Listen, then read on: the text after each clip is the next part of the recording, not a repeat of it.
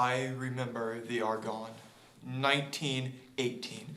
The sounds of that battle still haunt me to this day. The sound of machine gun fire from enemy lines, the sickening sound of a bayonet tearing through human flesh, the soldier next to me firing his sidearm in desperation. All these sounds still echo in my mind, and as conducted by Death himself, it all comes together as music, a rhythm of death, a symphony of war. This poetic account, written by Joachim Broden, is that of a soldier who served in World War I, and it echoes the very real stories of others who served. Stories of bravery leap from the dusty pages of history and compel me to examine what I think constitutes courage. Today, I want to take you on this journey with me as we consider the forgotten heroes of a forgotten war. World War I. From the most decorated Serbian woman ever to 554 men who stood defiant as the Lost Battalion, and finally to the son of a Belgian aristocrat who had war in his blood. We will consider what it meant to be courageous 100 years ago and to triumph over fear. Now, before we get started, all information on our heroes comes from either Serbia.gov, the U.S. National Archives, or the BBC. With that out of the way, we can get to our first hero, that of Milunka Savic. She was a Serbian woman who stole her brother's identity to fight in the war. This was a time when women in the military were mostly nurses or medical personnel, not frontline fighters.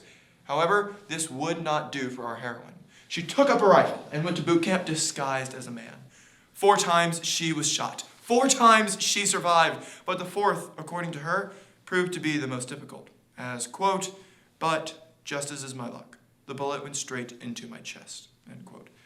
The result was a wound which, by necessity, revealed her to be a woman.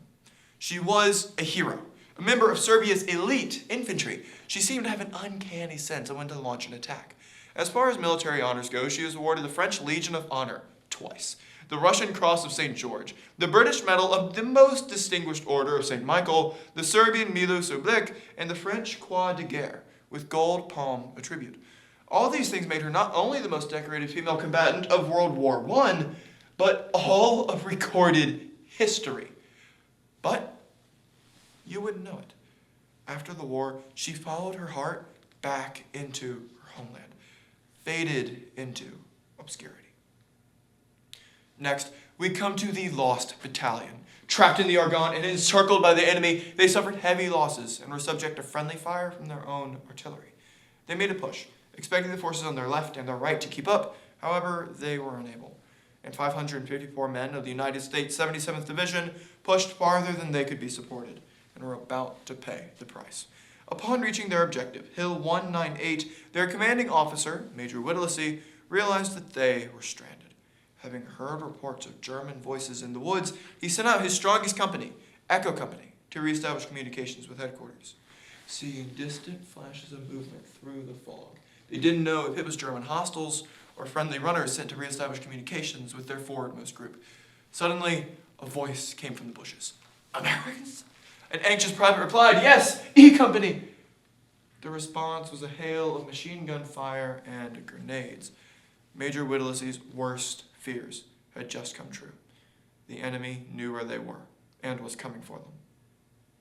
All attempts by the Lost Battalion to send for help were foiled, except for one. The carrier pigeon, Cher Ami. The message she was to carry read as follows. "We are along the road parallel 276.4. Our artillery is dropping a barrage directly on us. For heaven's sake, stop it." Even after losing a leg and being subject to a shrapnel wound from falling artillery, Cher Ami successfully delivered the message to American lines. For 7 days, the Lost Battalion suffered withering machine gun and artillery fire. To spare you the details, imagine a desperate situation and then pin all of your hopes on a carrier pigeon. Eventually, the German commander released an American captive with a message: surrender or die. Major Whittlesey does not give this demand the dignity of a response. His message in doing so is very clear. There will be no surrender. There will be no ground given. There will only be the winner and the dead. On the 7th day after being surrounded, American forces finally broke through enemy lines on a mission to relieve the lost battalion. Of the 554 brave souls who entrenched themselves on Hill 198, only 194 survived. Major Whittlesey had left over 2/3 of his troops in the Argonne Forest. After their recovery, their story became a large piece of American media, having numerous stories and even a movie, aptly titled The Lost Battalion, made based off of their experiences. Next, and finally, we come to a man raised with everything. According to his autobiography, Happy Odyssey, Adrian Carton de Biard was born to an aristocratic family on May 8, 1880. In keeping with the aristocratic tradition, he was sent to boarding school in London, and then went to Oxford to study law. At the age of 18, however, he enlisted in the British Army, pretending to be 25 and serving under a pseudonym because he was not a British citizen, nor did he have his father's consent to join the army. His ploy worked, and he was sent to fight in the Boer War in 1899. It was his baptism of fire in combat. He was shot in the stomach and in the groin, requiring him to return to England to receive medical care. However, his fighting spirit remains unbroken, and upon the outbreak of World War I, he is sent just off the Horn of Africa to Somaliland to fight the Dervish state. The corps he was assigned to was told to eliminate an enemy stronghold, and so they charge. As they run, he is shot in the arm. However, his group safely makes it to the wall of the compound. They could have touched the gun slots from which the Dervish were firing. Trying to see inside, he moves to look into one of these slots and was hit. First a splinter, and then a bullet in his eye. Concerning this wound, a man he was serving with, Lord Ismay, stated that, quote, he didn't check his stride, but I think the bullet stung him up, as his language was awful.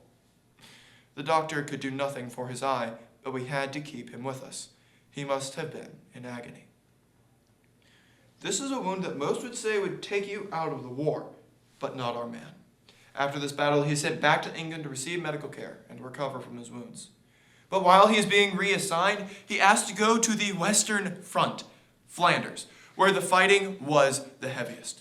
This one-handed, one-eyed British officer was drawn again and again to the front lines.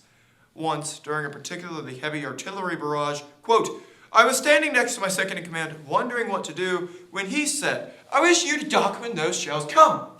I was on the point of telling him that I was a fatalist and believed in the appointed hour, when we heard another shell coming, and he ducked.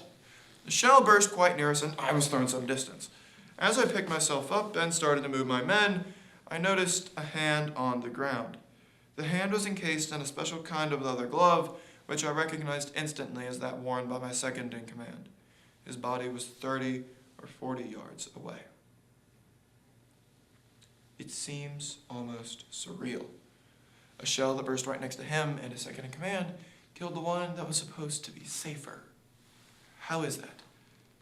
This was a man who had been wounded more times than he could count, with at least 8 of those wounds being that which most would say would take you out of the war. However, he survived the war, to live on to serve in World War II, where he had just as many adventures. In case you were wondering, he died of natural causes in 1962. His many injuries and the fact that he kept getting back up, no matter how hard he was knocked down, earned him the well-deserved title of the unkillable soldier. When faced with dire circumstances and the ultimate fear, these heroes show us what it truly means to be courageous. As David tells his son in 1 Chronicles 28:20, quote, be strong and courageous and do the work. Do not be afraid, for the Lord God is with you. We may never be faced with the bloody wars that wrought with clarity the work that had to be done and the selflessness that required. But in the actions of our heroes, are our modern fears not put into perspective?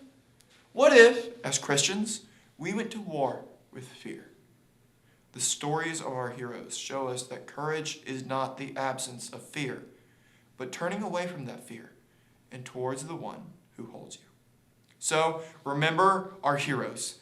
Emulate their courage. Triumph over fear.